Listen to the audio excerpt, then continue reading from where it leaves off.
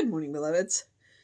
I'm still trying to get used to the new routine, and it's going to shift again in next week. The Texas Renaissance Festival starts next week, and so I don't know what that's going to look like.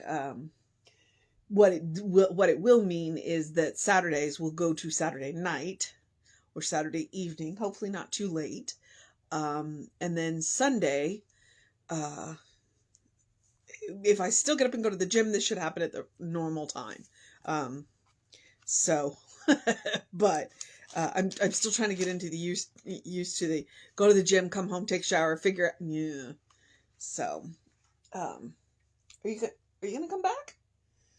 Foster was. I'm a little late doing this, and Foster was like, "You should be doing something else. What are you doing right now?" So that was interesting. Okay.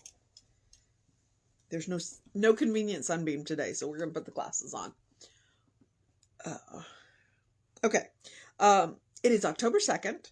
Our title is I Sense Excitement. Our first quote is, "This is a day of good tidings," and that is 2 Kings 7:9. The second quote is, "The essence of reality is invisible, but the substance of the invisible is seen and heard and is a part of everyday life of all." And that is Science of Mind 114. All right.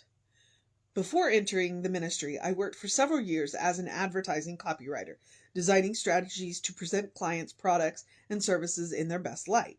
An old industry slogan is, "To sell the steak, show the sizzle," meaning that the reader, viewer, or listener needs some sense of exhilaration about the thing advertised in order to act.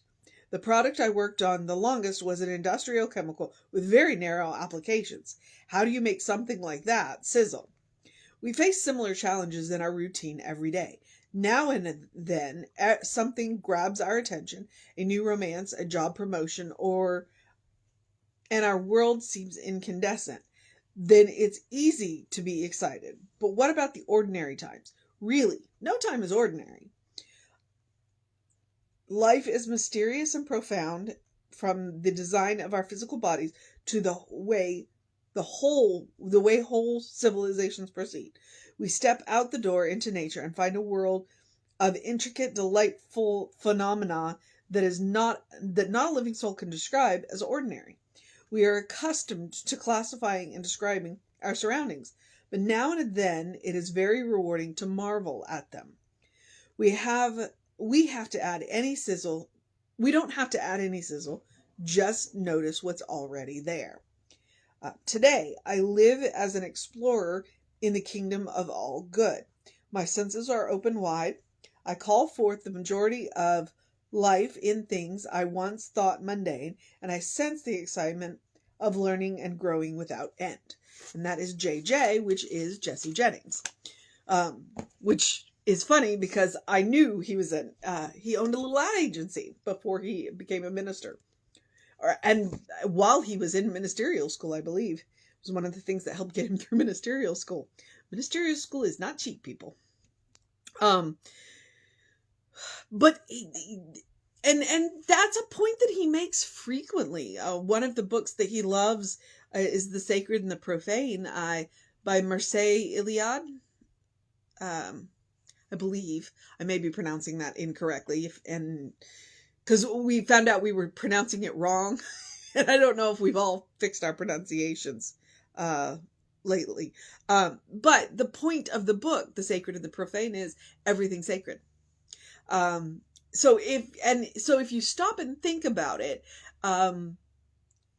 if we're all made from God's stuff, then everything is sacred.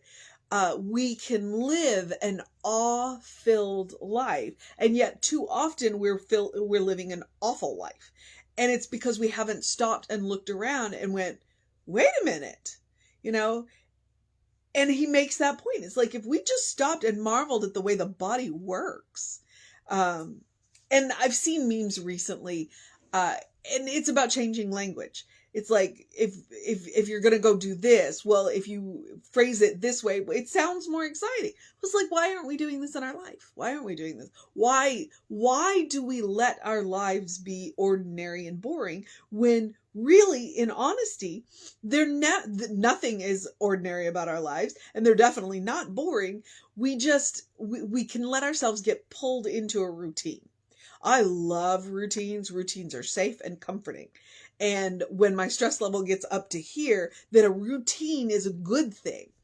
But as my stress level comes down, then that routine gets boring. Okay, well, whose fault is that? Mine. it Because I've let myself get into that safety, that comfort zone. And, so to make life interesting, we've got to get out of that comfort zone. I sense excitement. It's because if we looked around, things are amazing. Um, I have a partner. I've had a partner for a very long time, actually. We met in 1992. And the interesting thing about it is we know each other, probably as well as anybody who's been together for, you know, if you think about that, that's 30 years. We know each other about as well as anybody who's been together for 30 years. And yet every now and again, we surprise each other. Which if we were paying attention, we would surprise each other far more often.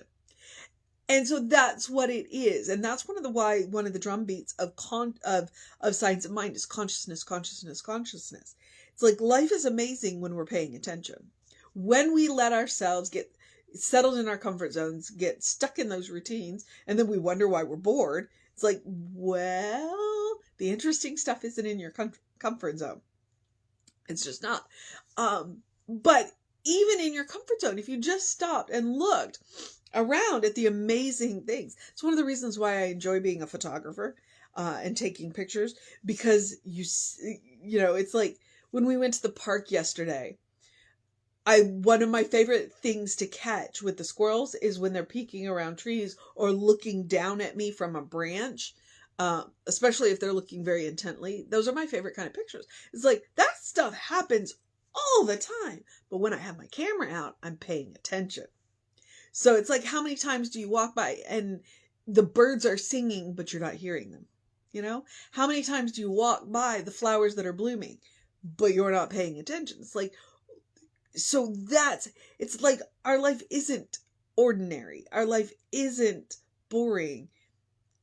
But we narrow our focus. It's like we're the horses wearing the blinders on either side, and they do that to keep the horses from freaking out. Well, it's like maybe in our lives we need to take our blinders off a little more often and look around and think wonder.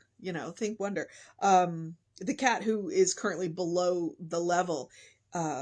One of the things that I love about him is I love to catch him when he's laying in the sun, because I forget, because he looks like a black cat. Well, he's not. He's actually the breed that I believe he is a Havana Brown. So he's got these gorgeous green eyes, which you don't see very often, and he's cinnamon brown in the sunlight. And so it's like that beauty is always there, but I have to make an effort to see it.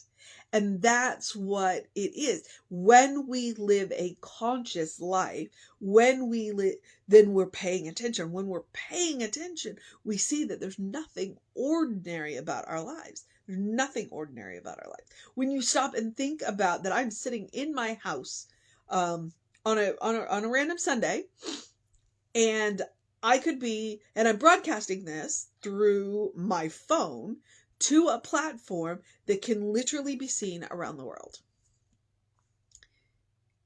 If you stop and think about it, it's mind-blowing. It's mind-blowing and amazing. So, there's nothing ordinary about our lives. There's nothing ordinary about our lives. And so it is a matter of that sense of excitement. And I think I'm going to write that title down. Is your life awful or awful? Because it's an interesting idea, right? And it's our consciousness that makes it so. I'm not saying that, tough things don't happen, but even when life is difficult, it can still be extraordinary and beautiful. And the good thing is that difficult times don't last.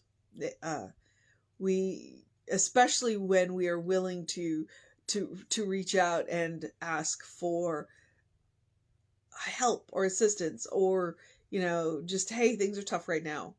No good things for me, So that's just, yeah, I sense excitement. Look around at your life and see there's so much more to it than you think. It's full of, it's like we're horses wearing blinders. Okay. Selling the sizzle. How do you make something like that sizzle? So where is the sizzle in your life? Where is the sizzle in your life? I think I'm going to lean onto that as the mission for the day. Because, yeah.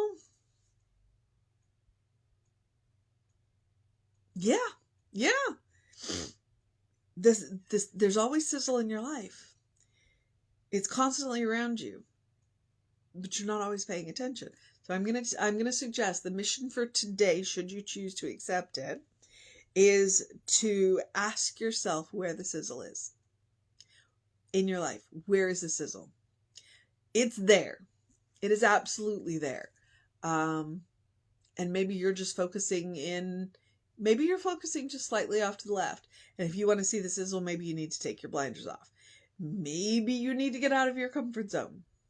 Because frequently we're surrounded by the awful, but we've got our blinders on, so all we're seeing is the awful. Look for your sizzle. That's absolutely the mission I'm going to suggest for you today. He, down at the bottom in the affirmation, he says, "Today I live as an explorer in the kingdom of all good. Look for your sizzle. My senses are open wide. I call forth the majesty of life in all things I once thought mundane, and I sense the excitement of learning and growing without end." And that's part of the reason why he's my teacher. Because there's always something new to learn. Always something. And that is what makes my life awe-filled. There's always something new to learn. I will never know everything. And I'm okay with that. Because that means that there's always something new to learn. All right? So, where is your sizzle? Where is your sizzle? All right. The other mission is the same mission I give you every day, which is to do something loving for yourself, do something kind for yourself, do something compassionate for yourself. And you know what? Steak would be kind, unless you're a vegetarian. Or like my husband, who doesn't eat. He goes, chicken, yes, steak, no. He's not a big beef eater. All right. But loving, kind, compassionate. Practice on yourself. You deserve your own love. You deserve your own kindness. You deserve your own compassion. Because you're a beloved child of God. But when you practice on yourself, you're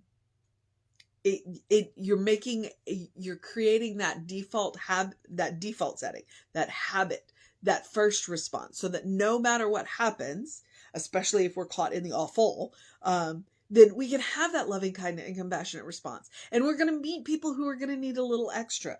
When we practice on ourselves, we create a bank so that we have that extra to share. All right? So, practice on yourself. It is about self-care. It is also about making sure you enjoy your life. I'm talking about sensing excitement. I'm talking about living an awe-filled life. How do you do that? Well, by being loving, kind, compassionate, by enjoying your life, by realizing that you are here to enjoy life. All the other things that we have to do, that we get to do. And that's one of those things about changing the language. Do I have to do it, or do I get to do it? Okay. That's how we do that. Love, kindness, compassion, believe in yourself, trust in yourself, know that you're a beloved child of God, know that you and everything around you is made of God's stuff. And if that doesn't rock you back on your heels, I don't know what will. So, yeah. All right. Love, kindness, compassion, practice on yourself, enjoy life. Take a nap, take a walk, take a deep breath, eat a meal that's amazing and really enjoy it. Taste all of the flavors, or drink a cup of coffee or a cup of tea and enjoy all of the flavors. Get all of your senses involved. All right. I need to eat. So here's all the usual stuff.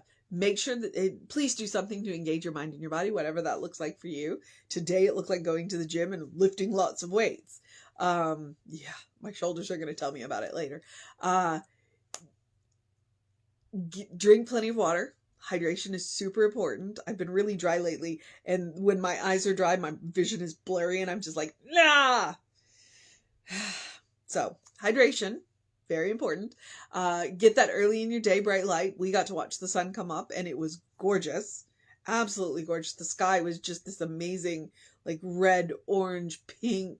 Yeah. I do enjoy sunrises and sunsets. And that's one of those things about sunrise and sunset is like God is this amazing artist. He paints these beautiful sunrises and beautiful sunsets, and he does it every day. God does it every day. And it doesn't last. It doesn't last. It's not permanent unless you take a picture of it. So create your art. Create your art. Even if it only lasts for 15 minutes. So, all right. That was drink plenty of water. Early morning, that was early morning light. So, we've talked about sensing excitement. The next one, this is a quote from Ernest Holmes. To open the windows of your soul, allow the breath of heaven to remind you do live in heaven. That you live in heaven. That is a quote from Ernest Holmes that I got from one of the other books that I've done in this live stream. And that's what it's about. It's about consciously connecting with the source of your own being. It's about recognizing that everything around us, including us, is made of that God stuff. It's about sensing that excitement. Open the windows of your soul. Allow the breath of heaven to remind you do live in heaven right here, right now. It is all around you all the time. You might have to get out of your comfort zone. You might have to get out of your routine. You might have to take your blinders off to see it. But it's there. It's there. And it is your superpower. You come pre-installed, just like you come pre-installed with the Christ consciousness. And the password is love. So, and you can always take Emma's advice, which is to look for the good and praise it. The little good, the big good, the medium-sized good, any good, all of the good. All of the good. As Jesse said today, we live in the kingdom of good. We live in the kingdom of good. So, we are Creative Life Spiritual Center, Creative Life Spark on the social medias that we are on. I am the running Rip Ryan on the social medias that I am on. Recently, Instagram has changed how I can access my photos. So I'm working on that. I'll get back to regular posting as I figure that out. And if you want to know what's going on at the center, there's book studies, there's classes, all that stuff going on. Then take care of... email info@creativelife.org, and that'll get you on the constant contact, and the hot links are hot. So Reverend David should be on around 5 p.m. with you. I'll be back with you at 9 a.m. tomorrow, but before that we will have an amazing service right here on Facebook Live and in person if you're in the area. So check that out. It'll be at 11 Central Standard Timing. So take care of yourself. Know that you are loved. Absolutely. You are a beloved child of God, whom God is well pleased and well represented. And I will see you next time.